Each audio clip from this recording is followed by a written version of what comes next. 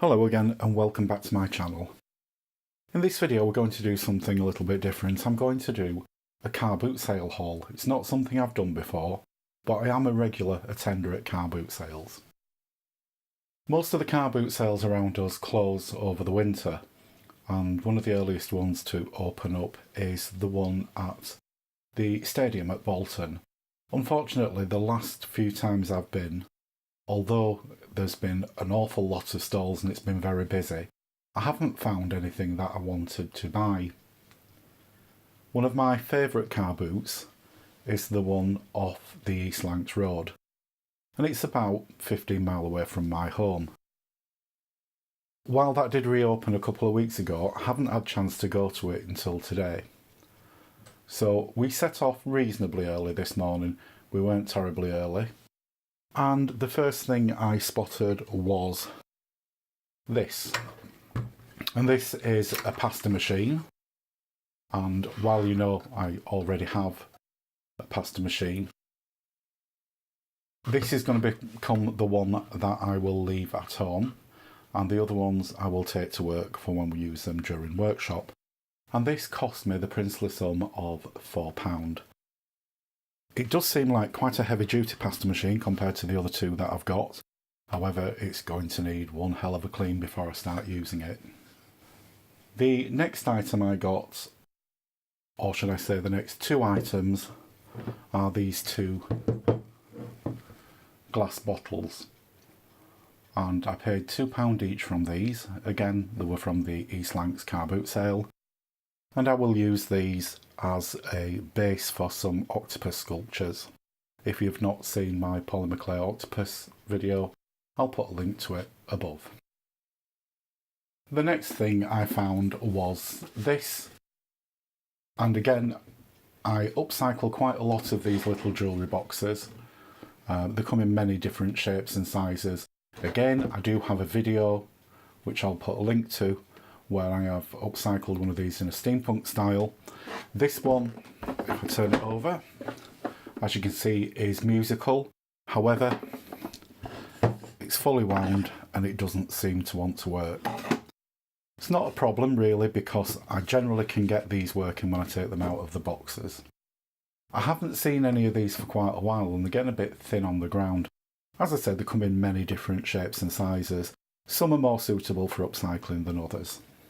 So that was the extent of my haul at the East Lancs car boot sale, and it was still relatively early, so we decided to drive a further 15 miles to the one at Horwich. It's called Bolton Car Boot and it's at the University of Bolton Stadium car park.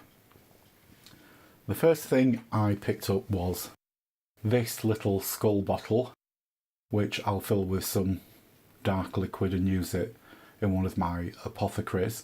I do have one like this already. I think it's in my workshop at work.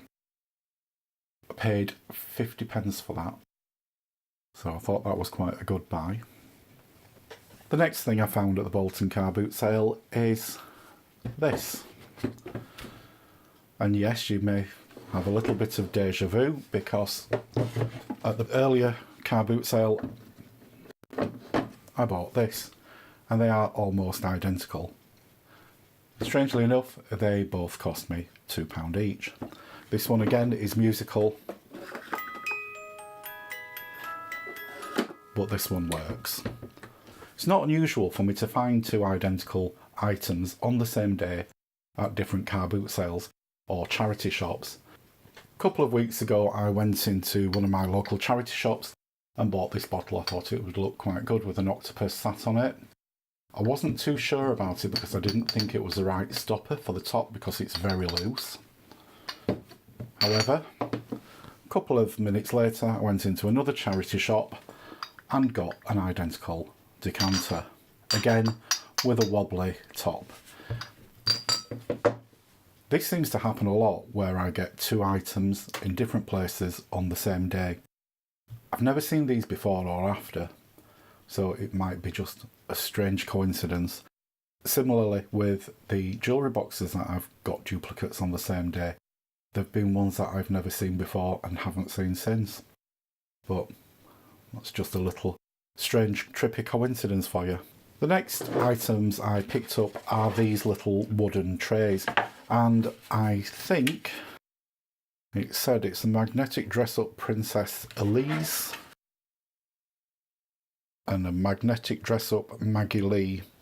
So there's some sort of children's dress-up game, but I thought these would make perfect trays for assemblage art. And if you stick around, I will be doing a video in the near future where I'm upcycling one of these into a steampunk style assemblage. They were 50p each. Pretty gaudy colours, but that's fine because they're going to be painted up. I also managed to pick up this rather noisy chap. This is a 40s or 50s Metamec mantle clock. I have a thing about Metamec clocks. They're a British brand. They're quite collectible now. Most of the ones I've had have been wind up like this one is. Some of them have this Bakelite cover, and they usually have a bit of wood and a bit of brass on them somewhere. Very mid-century modern.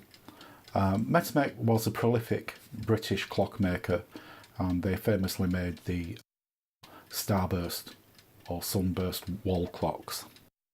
They tend to work very well, and I've not had many problems with Metamec clocks. The wind-up ones tend to be quite rare. Nearly all of them were mains electric. Some of them you find that have been converted to battery. This one hasn't. It's got the original Bakelite back on. And I'll give that a bit of a clean up and put that in my shop for sale. Finally, I picked up this. And I don't know whether you can see because of my light, but it's a wall clock and it is made out of plastic, but I paid £3 for that, and I thought that was good value because I'll use it in some sort of assemblage art. I have the idea that I will grunge it up quite a bit and perhaps put an altered doll inside or something like that. Well, that's my car boot haul for today. I think I've got a couple of bargains in there. What's your best bargain from a car boot sale? Tell us about them in the comments below. I hope you've enjoyed this video. If you have, please give it a thumbs up. And if you haven't already, don't forget to subscribe. And don't forget to hit the bell icon so you'll be notified of any future uploads. Thanks for watching.